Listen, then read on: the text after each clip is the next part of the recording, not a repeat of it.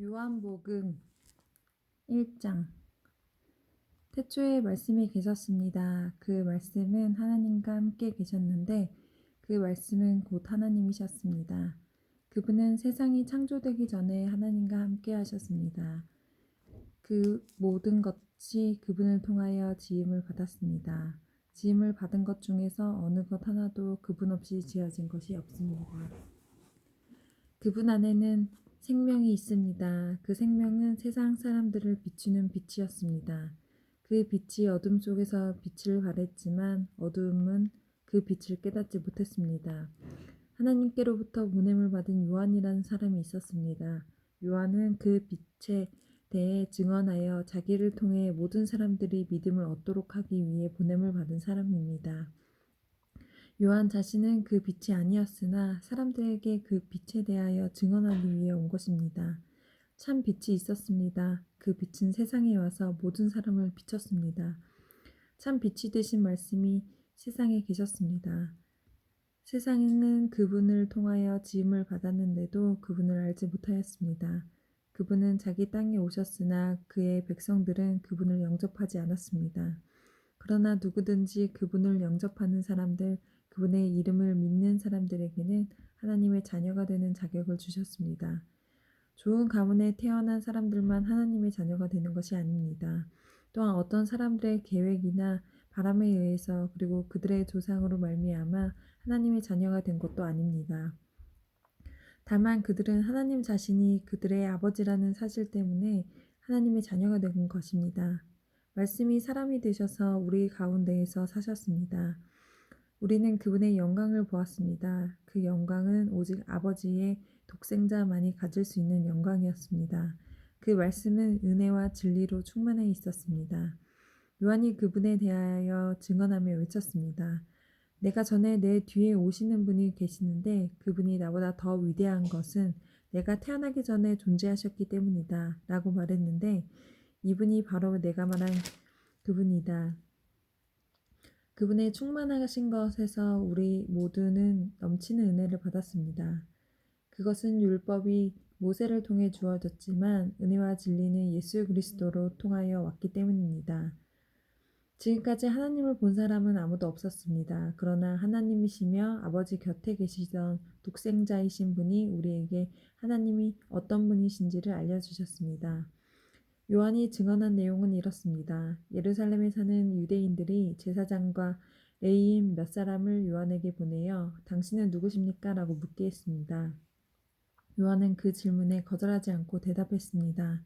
그는 분명하게 말했습니다. 나는 그리스도가 아닙니다. 그러자 그 사람들이 요한에게 물었습니다. 그럼 도대체 당신은 누구십니까? 엘리야입니까? 요한이 대답하였습니다. 아니요, 나는 엘리야가 아닙니다. 그러자 그 사람들이 물었습니다. 장차 오시기로 한 그 예언자입니까? 요한은 또 대답하였습니다. 아닙니다. 그러자 그들이 요한에게 말했습니다. 그렇다면 당신은 누구십니까? 우리는 우리 보낸 사람들에게 보고해야 합니다. 대답해 주십시오. 당신은 자신을 무엇이라고 생각하십니까? 요한은 그 사람들에게 이사야 선지자의 말씀을 인용하여 대답했습니다. 나는 광야에서 주님을 위하여 길을 곧게 만들어라 하고 외치는 사람의 소리입니다. 보냄을 받은 유대 사람들 중에는 바리새인이 보낸 사람이 있었습니다. 그 사람들이 요한에게 물었습니다. 당신이 그리스도도 아니고 엘리야도 아니고 예언자도 아니라면서 왜 사람들에게 세례를 줍니까? 요한이 대답했습니다. 나는 사람들에게 물로 세례를 줍니다. 그러나 여러분 가운데 여러분이 알지 못하는 한 사람이 서 계십니다. 그분은 내 뒤에 오시는 분이시지만 나는 그분의 신발끈을 풀 자격도 없는 사람입니다. 이 모든 것은 요한이 세례를 주던 요단강 동편 베다니에서 일어난 일이었습니다. 다음날 요한은 자신에게 오는 예수님을 보고 이렇게 말했습니다. 보십시오. 세상 죄를 지고 가시는 하나님의 어린 양이십니다. 이분이 바로 내가 내 뒤에 오시지만 그분이 나보다 더 위대하신 것은 내가 태어나기 전에 존재하셨기 때문이라 라고 말했던 분입니다. 나도 이분이 누구신지를 알지 못했습니다. 그러나 내가 물로 세례를 주러 온 이유는 이분을 이스라엘 백성들에게 알리기 위해서입니다. 또 요한이 증거했습니다. 나는 성령께서 비둘기처럼 하늘로부터 내려와 그분 위에 머물러 계신 것을 보았습니다. 나 역시 그분이 그리스도이신 것을 알지 못하였습니다. 그러나 나를 보내어 물로 세례를 주라고 하신 분이 너는 그 어떤 사람에게 성령이 내려와 그 위에 머무시는 것을 보면 그 사람이 성령으로 세례를 주실 바로 그분인 줄 알아라 하고 말씀하셨습니다. 나는 그분이 하나님의 아들이신 것을 보았고 그분이 바로 하나님의 아들이라고 증언하였습니다. 그 다음날 요한은 제자 두 사람과 함께 다시 그 자리에 서 있었습니다. 그는 예수님께서 지나가시는 것을 보고 말했습니다. 보아라, 하나님의 어린 양이시다. 제자 두 사람이 요한이 이렇게 말하는 것을 듣고 예수님을 따라갔습니다. 예수님께서는 몸을 돌려 자기를 따라오는 두 사람을 돌아보며 물으셨습니다. 원하는 것이 무엇이냐?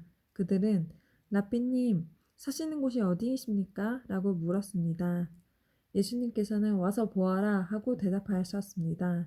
그래서 두 사람은 예수님과 함께 갔습니다. 그들은 예수님께서 머무르시는 곳을 보았고 그날 예수님과 함께 그곳에서 지냈습니다. 때는 오후 4시쯤이었습니다. 요한에게서 예수님에 대한 이야기를 듣고 예수님을 따른 두 제자 중 한 사람은 시몬 베드로의 동생 안드레였습니다. 안드레가 첫 번째 한 일은 그의 형 시몬을 찾은 일이었습니다. 그는 시몬에게 우리가 메시아를 찾았어 라고 말했습니다. 그리고 나서 안드레는 시몬을 예수님께 데려왔습니다. 예수님께서는 시몬을 보시고 내가 요한의 아들 시몬이구나. 이제 너를 게바라고 부르겠다 라고 말씀하셨습니다. 다음날 예수님께서는 갈릴리로 가길 원하셨습니다. 예수님께서는 빌립을 만나시자 그에게 나를 따라오너라 하고 말씀하셨습니다. 빌립은 안드레와 베드로와 같은 동네인 벳사다 사람이었습니다. 빌립은 나다네를 만나고는 그에게 이렇게 말했습니다. 모세가 율법책에 썼고 예언자들도 기록한 그분을 우리가 찾았다. 나사렛 사람 요셉의 아들 예수님이 바로 그분이시다. 그러나 나다니엘은 빌립에게 나사렛에서 뭐 좋은 것이 나올 수 있겠는가? 하고 말했습니다. 빌립은 와서 보아라 하고 대답하였습니다. 예수님께서 나다니엘에게 자기에게 오는 것을 보시고 여기 참 이스라엘 사람이 있다. 이 사람에게는 거짓인 것이 하나도 없다. 라고 말씀하셨습니다. 나다니엘은 예수님께 저를 어떻게 아십니까? 라고 물었습니다. 예수께서 대답하셨습니다. 빌립이 너를 부르기 전 내가 무화과 나무 아래에 있는 것을 내가 보았다. 나다니엘은 예수님께 선생님 당신은 하나님의 아들이시며 이스라엘의 왕이십니다. 라고 대답했습니다. 예수님께서는 나다니엘에게 내가 무화과 나무 아래에 있는 것을 내가 보았다고 말해서 나를 믿느냐? 그러나 너는 그것보다 더 큰 일을 보게 될 것이다. 라고 대답하셨습니다.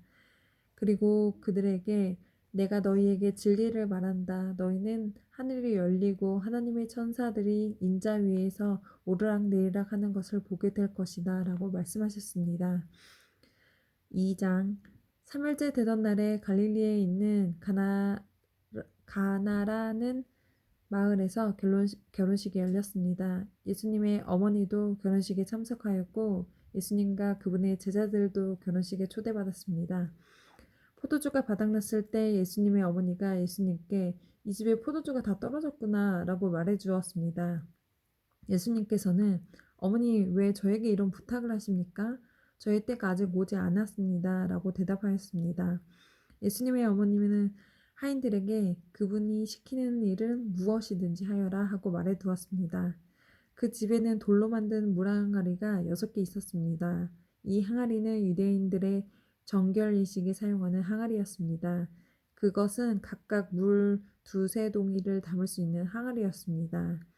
예수님께서 하인들에게 항아리에 물을 채워라 하고 말씀하셨습니다. 하인들은 항아리에 물을 가득 채웠습니다. 그러자 예수님께서는 그들에게 자 이제 그것을 퍼다가 잔치를 주관하는 사람들에게 갖다 주어라 하고 말씀하셨습니다. 하인들은 물을 떠서 잔치를 주관하는 사람에게 갖다 주었습니다. 하인이 떠다 준 물을 잔치를 주관하는 사람들이 맛보았을 때 그 물은 포도주가 되어 있었습니다. 그는 그 포도주가 어디서 난 것인지 알지 못하였지만 물을 가져온 하인들은 알고 있었습니다. 잔치를 주관하는 사람은 신랑을 불렀습니다. 그리고 그들에게 사람들은 항상 처음에는 좋은 포도주를 내놓고 손님들이 취한 다음에는 값싼 포도주를 내놓는 법인데 당신은 지금까지 가장 좋은 포도주를 보관하고 계셨군요 하고 말하였습니다. 예수께서는 이 첫 번째 표적을 갈릴리 가나에서 행하였으며 거기서 그의 영광을 보여주셨습니다. 그러자 그의 제자들이 그를 믿게 되었습니다. 이 일이 있은 후 예수님께서는 그의 어머니와 형제들과 제자들과 함께 가버나움이라는 마을로 가서 며칠 동안 머무르셨습니다.